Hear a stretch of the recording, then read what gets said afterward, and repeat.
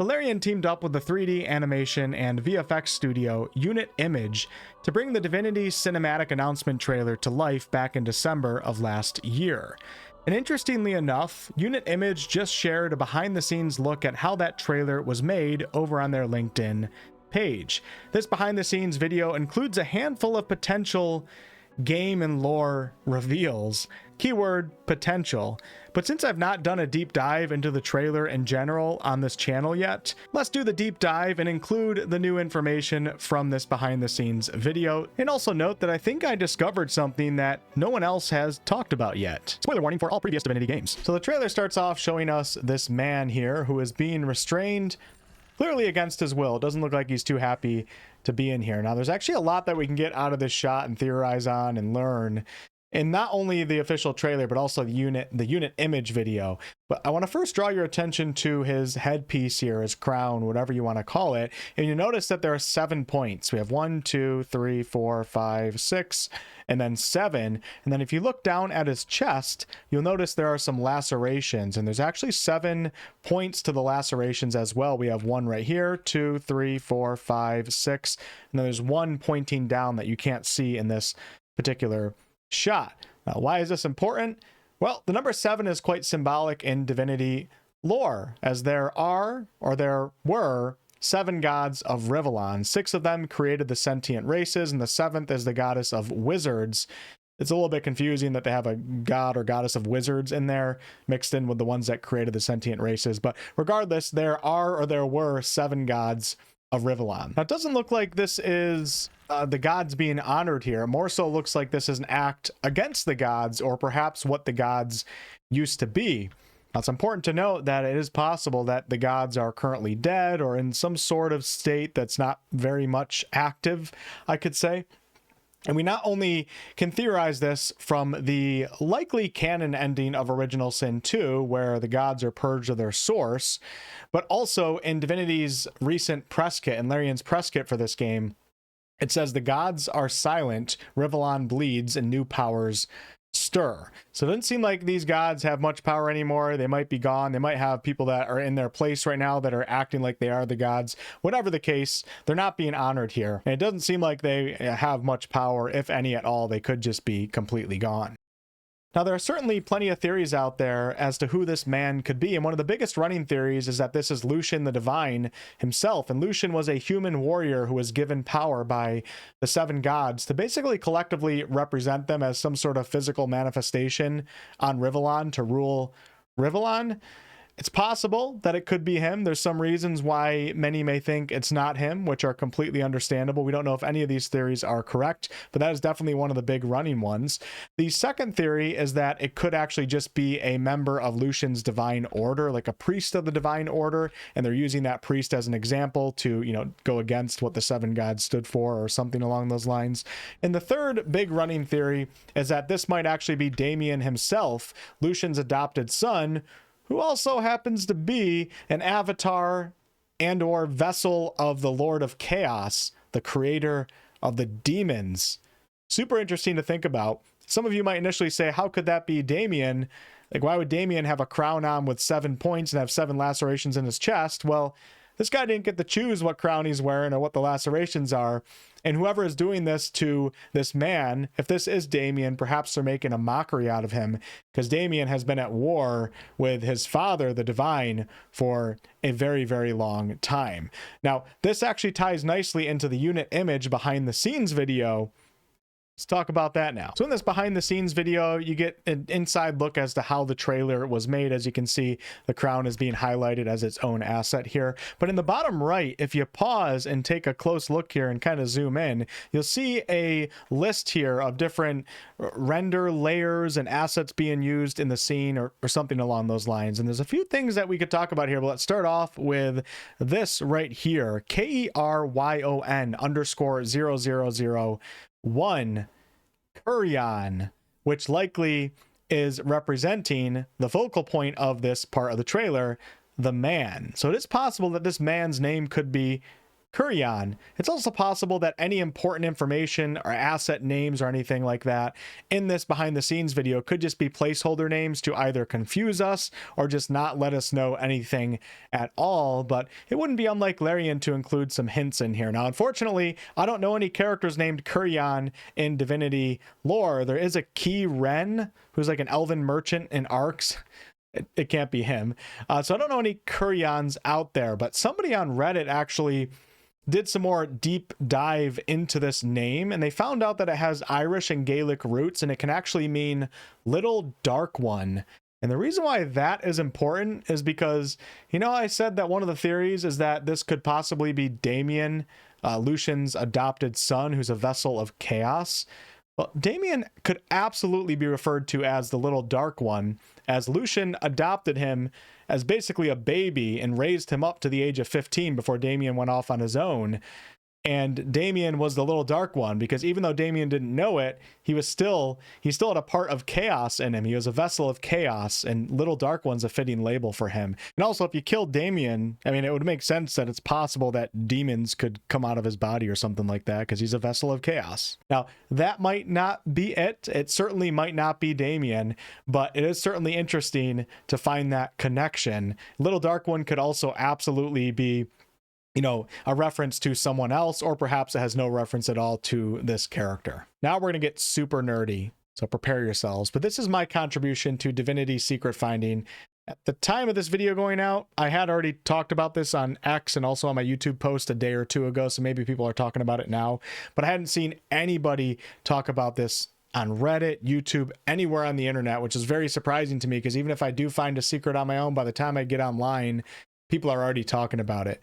But as you can see right here, we're in the unit image behind the scenes video, and we have the man that I've been talking about with the 7-point crown. But in this video, I noticed that the writing on the crown prongs or spikes appears to be much more decipherable, legible in the behind the scenes video than in the official trailer, where it just looks like squiggly circles. I actually think that it's different in the behind the scenes video than it's showing in the official trailer.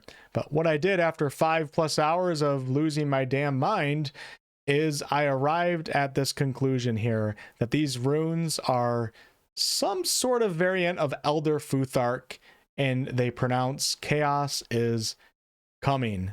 That's my big reveal for this video. We'll talk more about that in a second, but let me show you how I kind of arrived at this conclusion. So as you can see, I took the central prong here and I focused on that. I did mess with the other prongs as well, but because the video is so low resolution, you know, when you blow it up and then zoom in even more, you can't really see what the symbols are with any sort of accuracy. So I'm not sure how to make out those, but do note that it does appear that the runes on the other prongs might be in different orders, or even perhaps have different runes, so maybe even different messages in those prongs. But I focused on the central one right here, and I ended up going old school with some of this and writing things down on pen and paper. And as you can see right here, here's my little strip of paper. I took a screenshot of it. This is what I copied. And sometimes you do have to kind of flip some of these runes around in different ways in order for them to line up with Elder Futhark. But as you can see, we have the Elder Futhark rune chart right here. But it's really important to note, and I wrote this down, that there are variant systems of Elder Futhark. So Elder Futhark is actually, according to my research, an ancient runic alphabet that is the oldest ever in human history that we know of, which is super, super cool. And what a cool way to hide a message here if Larian actually did do that. I feel like they did, but I can't be 100% certain. But where things can get confusing here are the variants. So even if you look at what I created here, so for example, the first rune right here, I kind of made out that symbol right there. And if you look down on the Elder Futhark chart, you can see similar to the Kanaz rune right here, if you flip it a certain way, which is the K pronunciation, K. And that's how I start off the word here, with a K, like a hard pronunciation of K. So it's not really the letter K, so to say. It's more so pronunciations that we're figuring out here, because Elder Futhark is much more phonetic than the modern English day language, like less silent letters and stuff like that. Now, if you look really closely, you may actually notice that some of these runes that I have pointing at the Elder Futhark runic alphabet here, don't actually line up symbol wise, and the reason is because there are variants of Elder Futhark that I don't have displayed here. There's also, like, when you take certain runes and put them together, it can make a certain pronunciation. I don't have any of that displayed here. Another thing that might confuse you is disregard the O that I have next to the sideways M right here. I believe that's actually the Ewaz rune, which would be the E pronunciation, but in the word coming, E comes after the pronunciation, and in the runes right here, if I'm correct, they have the E pronunciation before the M, but that doesn't rule out that it's the word coming. Everything else here is mostly lining up. It's just kind of, there's a little bit of chaos in the order, and perhaps, you know, these are ancient runes, the M and the E, maybe it's just saying that those need to be pronounced together or something like that. I think it's Chaos is coming though. And Chaos is, of course, the Lord of Chaos, the creator of the demon race. Damien, who we just talked about, is a vessel of Chaos. It doesn't mean that this guy is Damien, but Chaos is coming is a pretty serious statement here. A lot of us already assumed, due to the vibes of the trailer, the Hellstone, the demonic vibes, that this game was going to tie into Chaos in some way. But to kind of see it in, let's call it 75% certainty runic writing right here, I think is really cool. And I'm definitely very much leaning now on Chaos, perhaps returning to Rivellon as he tried to do in, I think it was like 100 something AD, and also in the 600s as well. So back to the trailer, the festivities begin here. And note that Larian did state in a previous Q&A that we could look to this trailer for hints as to the possible playable races in the upcoming Divinity game. So let's do exactly that. Right here we have a dwarf, which was a playable race in Original Sin 2. I think it's pretty much a given. Humans are all throughout this trailer, pretty much everywhere that you look. I think that's also a given. And then we have elves, which tend to be more elongated in their appearance. You have another one right here. And if you have a sharp eye, you would have already noticed a few of these, but this is a great shot right here. Orcs. This guy actually kind of looks more like a half orc, but half races are not really a thing in Divinity lore. Not that Larian couldn't change that now, but this guy does kind of look like a half orc. But if you let the scene play a little bit more, you can see a much more orky orc looking character right here, and actually you see a few of those in the trailer in the background if you pause and just look closely. Now if we go to the unit image behind the scenes video, I actually took a screenshot here on this screen. If we scroll up here or scroll in to the top right, you'll see some of the render layers and assets, and you can see that we have orc female, orc, and a few other orcs on this list here, which makes me believe that this guy is just a regular orc, but he also just might be a half orc that wasn't in that scene, and half orcs could exist. But regardless, I think orcs or some type of orc are confirmed to be a playable race in the upcoming Divinity game. And this is super interesting, not only just because they've never been a playable race before in Divinity games, but orcs in the lore have also typically taken on more of an antagonistic role. You end up fighting them a lot in Original Sin, the first game. You don't see them as much in Original Sin 2, but the sentient races tend to view orcs as more barbaric and less civilized, and the orcs don't really assimilate with society or a civilized society. I don't know if I would call this civilized, but you get what I'm saying. So it's really interesting to see orcs here being a part of this festival with all these other races. So something possibly could have changed, or we're in a different location, or perhaps this is a special cult that none of the races don't really matter. Everybody's just here to worship the cult. The gods being silent could cause some things between the races, perhaps in a good way. Maybe more of them come together because they don't have distinct gods speaking for their own particular race anymore, or whatever. But regardless, really cool to see orcs in this trailer. Now, we have seen a few lizards up to this point, the backs of their heads. A couple of the lizard scenes I can't show because they will get me age restricted on YouTube. Let's see if I can just pause. Somewhere there's got to be a lizard around here. Come on, lizard head, look for the spikes. Hey, there's a lizard right there. I think going to do something not safe for work. The lizards were a playable race in Original Sin 2, so seeing them in this trailer as well, I think it's going to be a playable race in the upcoming Divinity. And that only leaves out imps, which have never been a playable race before. They're little tiny small creatures. Don't see any in this trailer. I guess there could be a few that I just didn't notice, but I haven't found any myself. Not ruling out the possibility. I think that would be super cool if Larian did that, but nothing really in this trailer indicates that there's imps here at this festival. And then we also have the undead race, One of my personal favorites. Shout out to Fane from Original Sin 2, great character in the lore.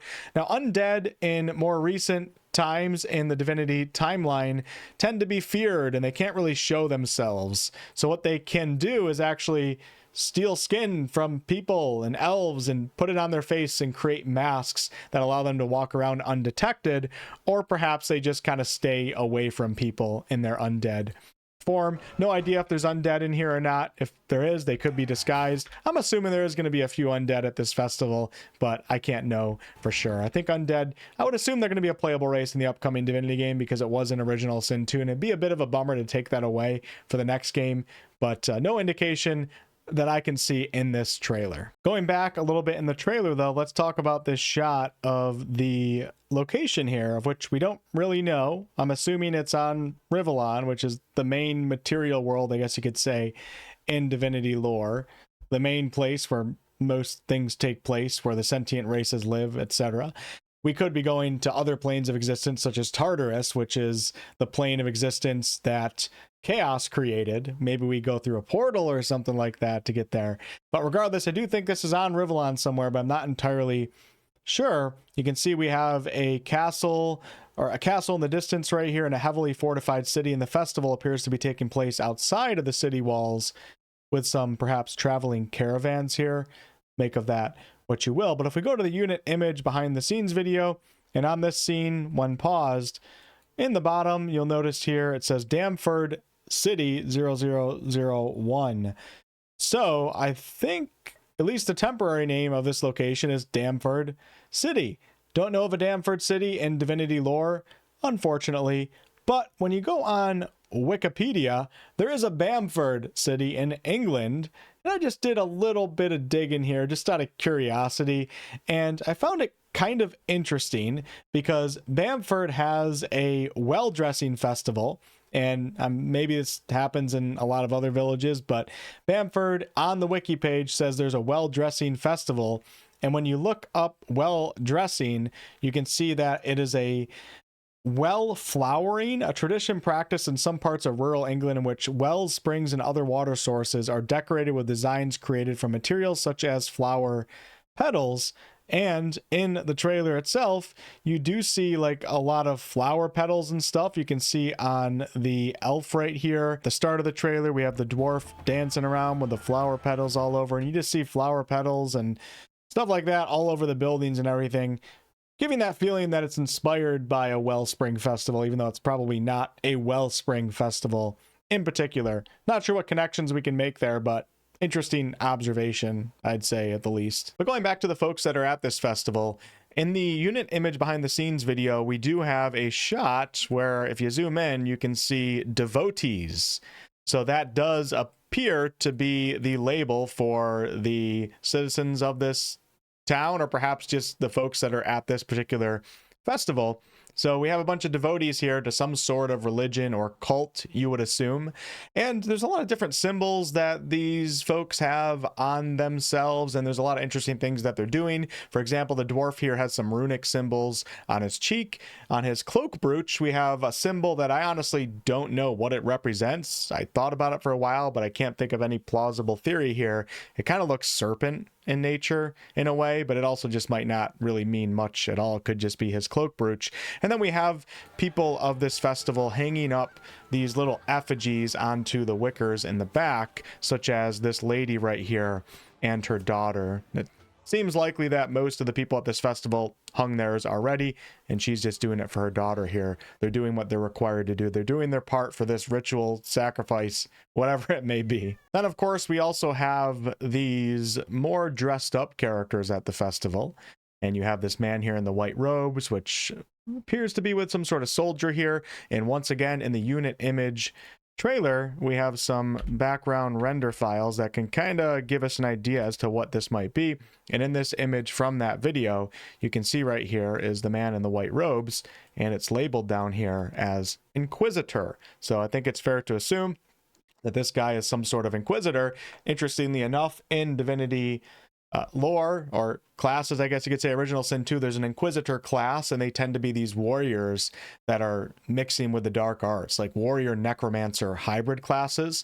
So kind of fitting for what's going on here. And then we also have text for Templars. So I'm assuming that we have the Inquisitor right here and then his Templar soldiers. Now, there's actually a lot more to talk about with these Inquisitor characters here. One, you'll notice in the trailer and in this still image right here, there's a hand on their belts. And a hand can symbolically represent divine intervention of sorts.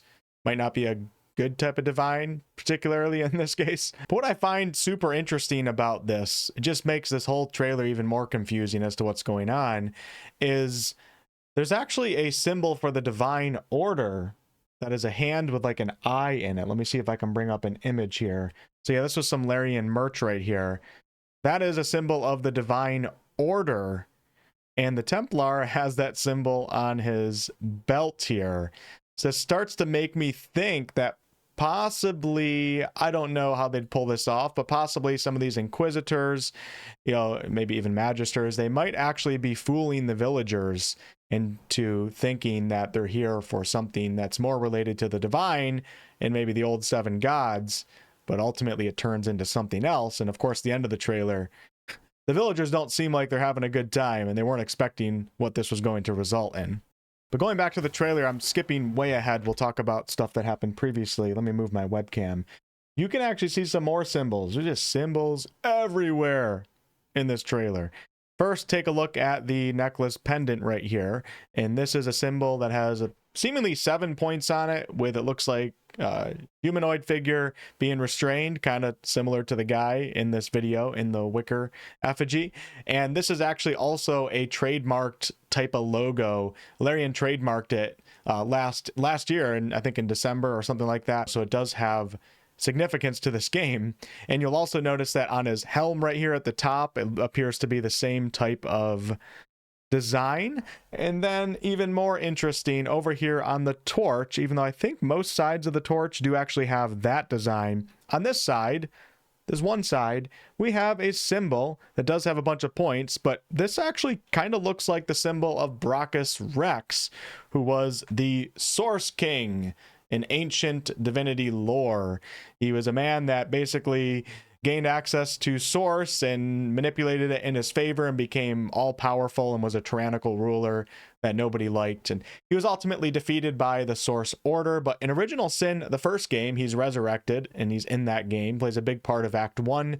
And then in Original Sin 2, he's in it in much more of a conspicuous, hidden manner, and shows up at the end of the game, actually fighting for the God King. But so you guys can see the comparison here, look at the shield on Brachus Rex right here, and look at the emblem right there. Very, very eerily similar, even the spikes going on here as well. But back to the trailer, let's now talk about some other interesting symbols that you might notice.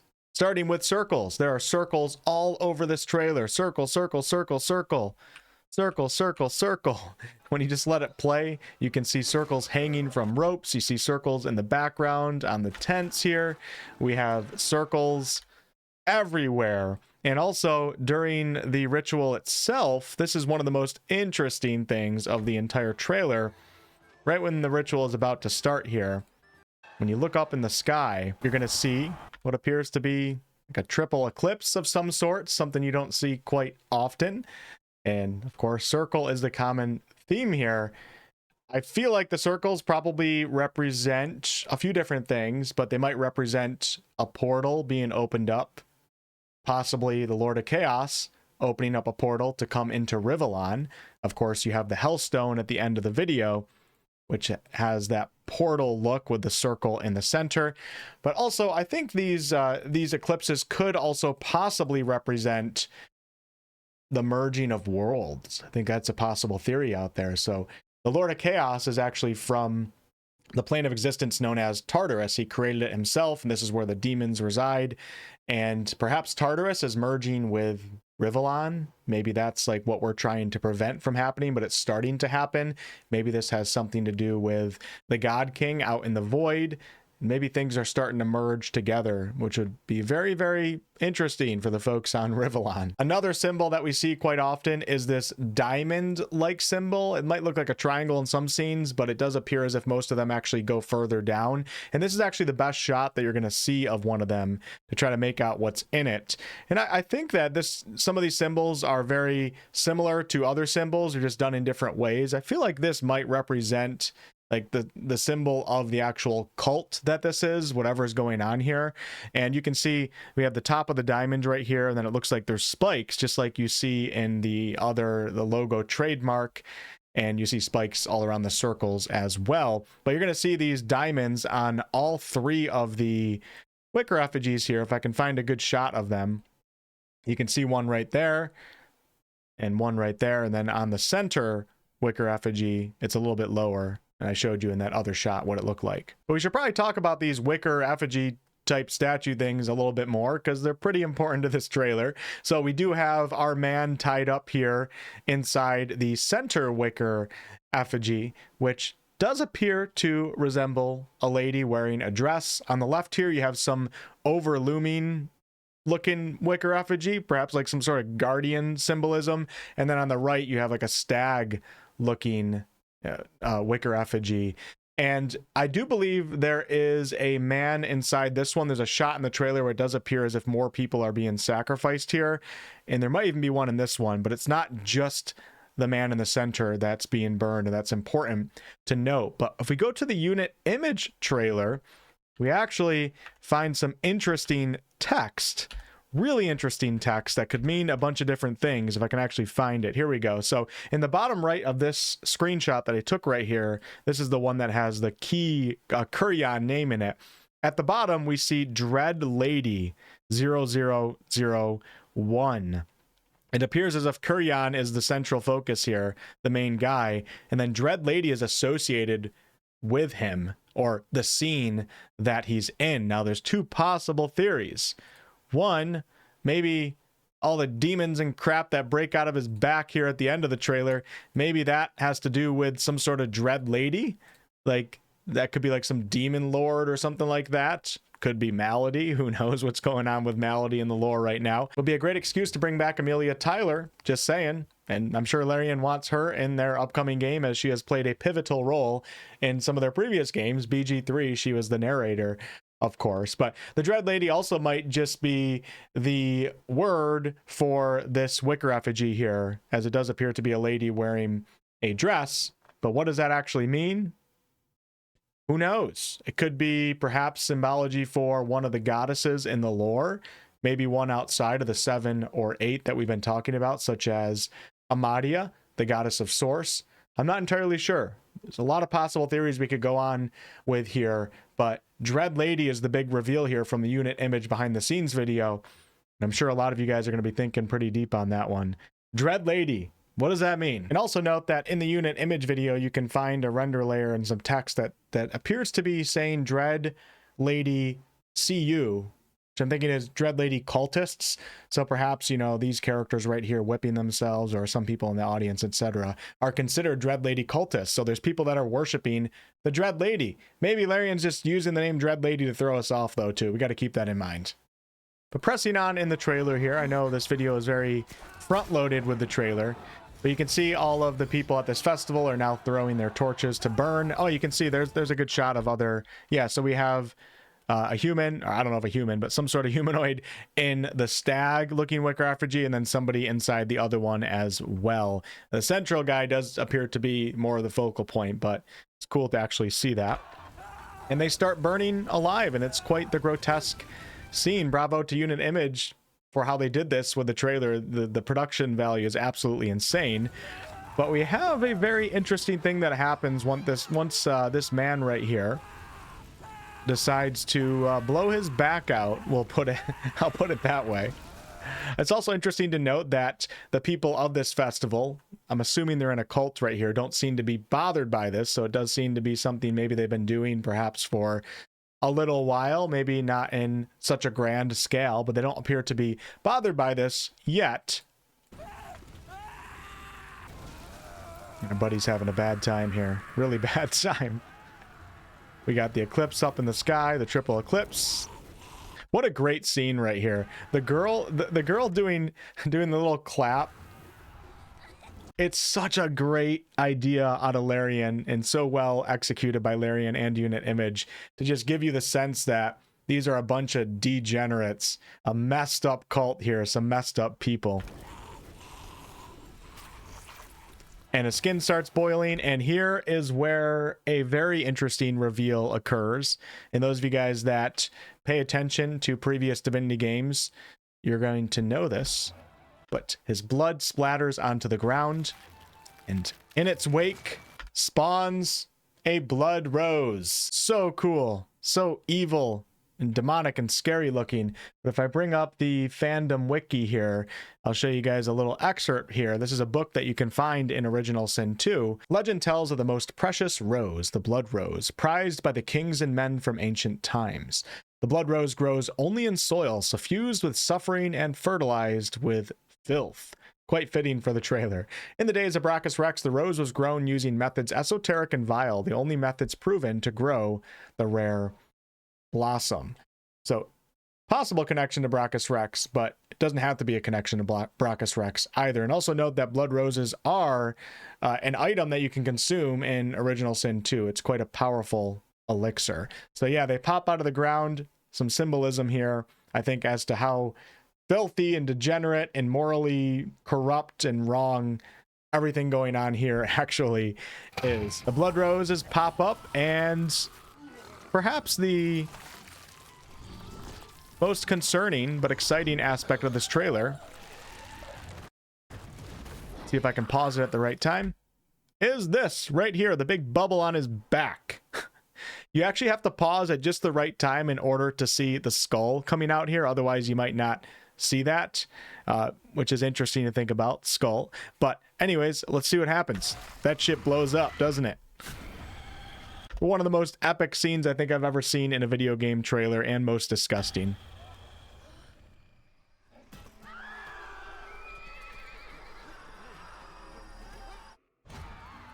I think it's important to note that the villagers are, of course, as you can see, are running away now, and they seem to be terrified. So, in my opinion, it seems like they've been misled in this cult, possibly leading up to this one grand moment where this act was going to occur. You know, perhaps they've been sacrificing and doing all this stuff for a prolonged period of time, and this is the final one, or, you know, one of the more grand ceremonies, and they're kind of realizing that, holy crap, what have we been doing? What are we involved with? As it looks like demons or something are pouring out of this guy's back into what I'm assuming is Rivellon. What a trailer, man. This is one of the best trailers, I think, in video game history. And then the ending scene here is of what Larian calls a Hellstone, that a lot of us were theorizing on for a long time when Larian released that picture of the handmade Hellstone that they put out in the desert in California before the Game Awards. But here you have it, the Hellstone. I think one of the most important things about this trailer, Divinity is going to be heavily based on Hellstones, whether there's one or multiple, I'm not entirely sure. I'm assuming multiple. And if I had to guess, these would be portals into Rivellon, perhaps from Tartarus, which is Divinity's version of hell, you could say, or it could be from multiple other planes of existence. Not entirely sure, but definitely getting major demonic vibes here. Look at all the dead bodies and horses and filth. That's why you have blood roses spawning in this area, and it's just so epic sitting there. How cool. And then that, of course, lines right up with the Elder Futhark runes that I was deciphering, even though I could be wrong, but it lines right up with that, as in the Lord of Chaos is coming, and he has tried to do this in Rivellon history. Like I said, in the hundreds, he was pushed back by the dwarves. In the 600s, there was a whole thing where he came in and he was ultimately defeated, but he left a sword that had a piece of his soul, and this ultimately ended up in Damien, Lucian's adopted son. And it makes complete sense that he would continue to try to get into Rivellon, as he did not like the seven gods. Not only would Rivellon offer power, he could take control of it, especially if the gods are silent, his demons could take over. Rivellon is also where the Lord of Chaos is originally from. So the 8 gods, way in ancient history, before they were gods, they were on Rivellon, and they were a race known as Eternals. And when they discovered the power of the veil, of the source, they were able to become gods. They pushed their own eternal race out into the void, including the God King himself. And then they started creating races, and Chaos created the demon race, as he didn't like what the 7 gods were doing for some sort of reason. And because of that, they were disgusted and they thought he was vile, and they basically imprisoned him in his own plane of existence, Tartarus, which is hell. So he's actually will be coming back to his original home, which is another reason why it makes sense that he wants to come back, not only for revenge, but also this was his home. I should also point out, I feel like it's an important detail here, the Hellstone itself actually has 1, 2, 3, 4, 5, 6, 7, 8 points on it, which is very interesting, with one of the points pointing up. So this could perhaps symbolize that the Lord of Chaos has come out on top here, and the 7 other gods are now silent and perhaps completely defeated. This is Chaos's realm.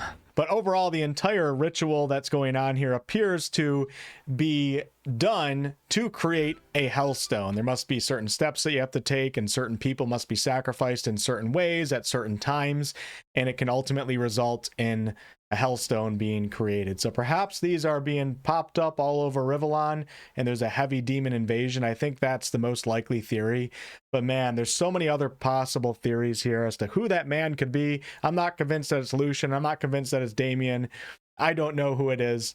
Great theories to think about out there, though. Also, where does the God King come into play? Is he trying to still break in through the veil to take over Rivellon as well? Does he know about Chaos doing this? Are they working together? It's a possibility. Might not necessarily be likely, but it's a possibility. Thank you all so much for watching. Much more Divinity content to come. If you made it to the end of the trailer, you're one of the super nerdy Divinity people like myself. So comment down below. I appreciate you. Let me know what you guys think about some of the theories going on and things that I brought up. And yeah, it'd be cool to read some comments about that down below. And I'll catch you all on the next one. We should be getting Divinity news, I believe, this month sometime. So that may give us answers to a lot of the questions here.